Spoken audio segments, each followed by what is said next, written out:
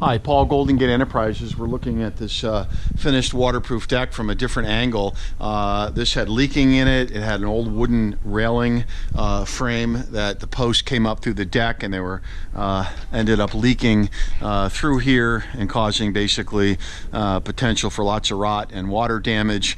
And anyway, this was all redone, and you can see now we have our waterproofing system that comes over the front edge, and we also have the kick out that is out further than the stucco, so it drips into free space, and there's also two soffit vents that are in here. So this is what a finished deck looks like. This happens to be a deck that was redone in the Palo Hills with our DuraDeck waterproofing system, powder coated gloss aluminum railings, and we just still have to finish painting the bit of stucco to touch it up. Okay, so this is Paul, Golden Gate Enterprises. Thank you.